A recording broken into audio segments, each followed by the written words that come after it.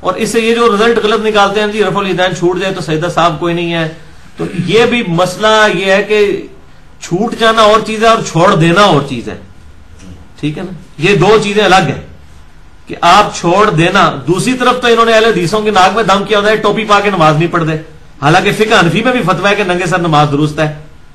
ہم بھی کہتے ہیں درست ہے، صرف ہم یہ کہتے ہیں کہ افضل یہ ہے کہ سر ڈھانپا جائے، نماز کا حصہ نہیں ہے. کب ہم نے کہا؟ ہم تو ہمیشہ یہ کہتے ہیں کہ ترغیب دلائی ہے، نماز کا حصہ تو نہیں ہے، ٹھیک ہے. اور وہاں جو ہے وہ اہل حدیث کے پیچھے پنجے جھاڑ کے پڑے ہوتے ہیں جی دیکھیں جی ننگے سر نماز پڑھ دینے، ننگے سر نماز پڑھ دینے.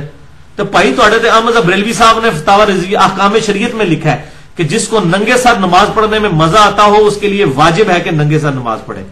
چلو وہ تو ننگے سر پڑھنے کو واجب کہہ رہے ہیں، ٹھیک ہے. اور ادھر جو آپ مسئلہ دیکھیں، ادھر کہنا نہیں رفع الیدین سنت یہ چھوڑتا تھا کیا ہوا؟ تو بھائی پھر ایک قصور رکھو نا، بےمانی کی ہوئی ہے نا. ادھر وہ کرتے ہیں ادھر یہ کرتے ہیں. اور میں وہ اگلے دن ایک مولوی صاحب کو سن رہا تھا سعودی عرب کے، میں نام نہیں لیتا پھر پرسنل ہو جائے گا. وہ میں اس کو کہتا ہوں وہ بیچارہ اسپیکر ہے، وہ کوئی محقق یا عالم تو ہے نہیں ہے، ایک اسپیکر ہے. اسپیکر یعنی تقریر کرنے والے، جیسے یہ اسپیکر ہے بیچارہ، اس کی اپنی عقل تو نہیں، جو بول رہا ہوں میں وہی بولتا جا رہا ہے، ٹھیک ہے. اسپیکر انگلش والا بھی تھا جناب، اے ایل اسپیکر بھی. تو وہ اس طرح کے وہ کہتا ہے جی وہ حصہ نہیں ہے. وہ کون کہتا ہے بھائی حصہ ہے؟ ہم تو صرف کہتے ہیں ترغیب دلاؤ سنت کی، نہ کہ سنت سے نفرت کی. اور پھر حدیثیں بھی جعلی طریقے سے بیان کرتے ہیں. وہ بخاری سے جو حدیث بیان کرتے ہیں ابن عباس کی کہ انہوں نے رضی اللہ تعالیٰ عنہما پوری حدیث بیان کرے تو ان کو شرم نہیں آتی؟ پوری حدیث کیوں نہیں بیان کرتے صحیح بخاری سے؟ وہ تو ننگے سر پڑھنے والوں کے خلاف ہے وہ حدیث جو یہ پیش کرتے ہیں. ابن عباس نماز پڑھنے کے لیے آئے مسجد میں، انہوں نے پگڑی اتار کے اپنی سامنے رکھی، کروں پف کٹ کے تھے، چیر کٹ کے تھے، ننگے سر نہیں سن آئے مسجد، پگڑی بن کے آئے سن. پوائنٹ ٹو بی نوٹڈ، پہلی چیز، ٹھیک ہے. اور آگے سامنے پگڑی رکھی، نماز پڑھی، سلام پھیرا. تو وہ جو ساتھی تھے انہوں نے پوچھا آپ نے یہ عمل کیا کیا؟ یہ آپ نے کیا کیا؟ تو انہوں نے فرمایا میں نے تم جاہلوں کو یہ بتانے کے لیے کیا ہے کہ نبی صلی اللہ علیہ وسلم کے زمانے میں ہمارے پاس اتنا کپڑا ہی نہیں ہوتا تھا، ہم میں سے کوئی ایک شخص ایک چادر میں بھی نماز پڑھ لیا کرتا تھا. یعنی کہیں یہ نہ تم سمجھ لو کہ یہ کرتا پہننا یا پگڑی پہننا یہ کوئی فرض سطر میں داخل ہے. ایک چادر میں بھی نماز پڑھ لیا کرتا تھا.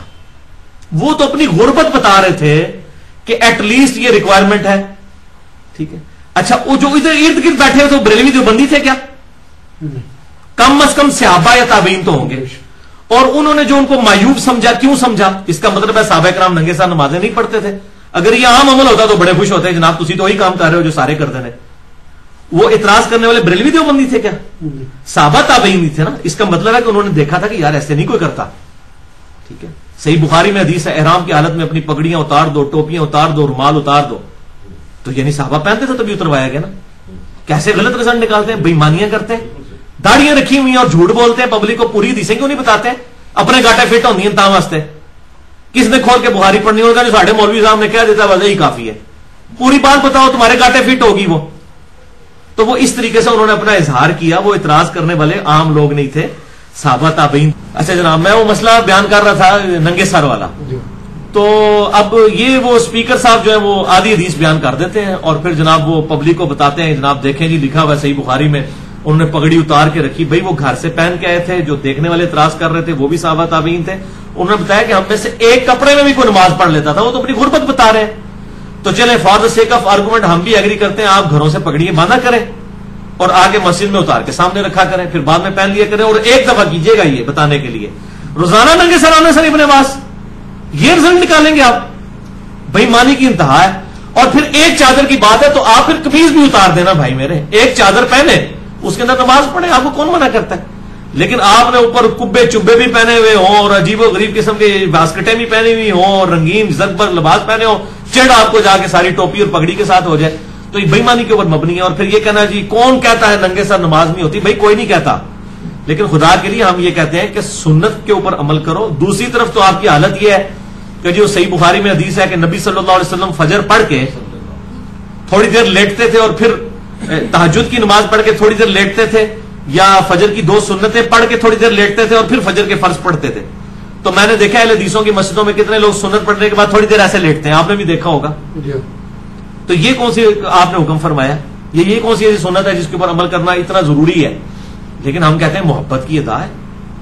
تو اچھا اس میں آپ یہ بھی کہتے ہیں کہ آپ نماز کے علاوہ اگر ننگے سر پھرتے ہیں تو نماز کے لیے نہ کریں، جو عام حالت میں پہنتا ہے وہی نماز میں پہنے. اب یہ بھی میں یہ کہتا ہوں کہ خدا کے لیے جو بندہ عام حالت میں ٹخنوں سے نیچے کپڑا رکھتا ہے نماز کے لیے اوپر کر لیتا ہے آپ اس کو اپریشیٹ کریں. جو بندہ 3 نمازیں پڑھتا ہے 2 نہیں پڑھتا، اور نہ پڑھنے والے سے تو بہتر ہے اس کی 3 کو تو اپریشیٹ کریں. یہ تو نہ کہ 2 چھوڑ دیے تو کافر ہو چکا ہے، اگلی 3 کا فائدہ کوئی نہیں.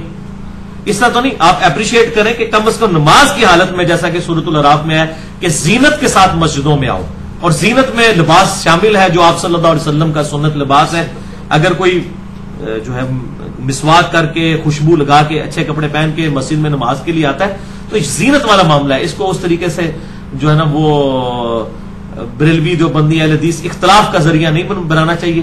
اور میں نے خصوصاً اہل حدیث اور اہل تشیع میں جو یہ کامن چیز دیکھی ہے نا وہ ننگے سر نماز پڑھنے والی دیکھی ہے. ان دونوں کے اندر پبلک کے اندر جو ہے نا یہ کامن چیز آ چکی ہے. ہم یہ نہیں کہتے نماز نہیں ہوتی، خدا کے لیے مقدمے کو سمجھیں. جان بوجھ کے جو ہے نا جنہوں کہتے ہیں روند پانا گیم وچ، یہ تو ہمارا مقدمہ ہی نہیں ہے کہ نماز ہوتی ہے نہیں ہوتی. ہم یہ کہتے ہیں سنت کی پیروی کی جائے.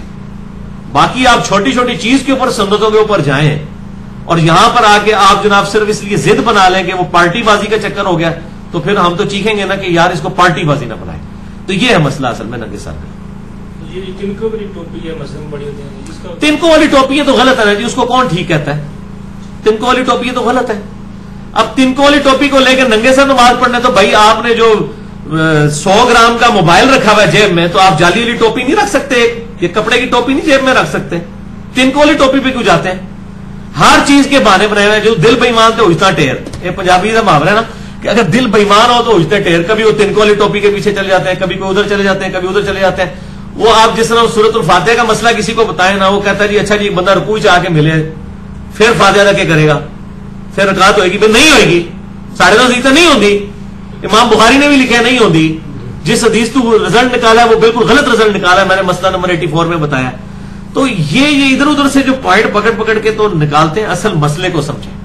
ٹھیک ہے، یہ پنجابی چھڈو مجھ ہٹتے جانے کٹے ہٹنے. ٹھیک ہے نا، خدا دا نہ مجھ ہٹ چڈیا اتھی رہو.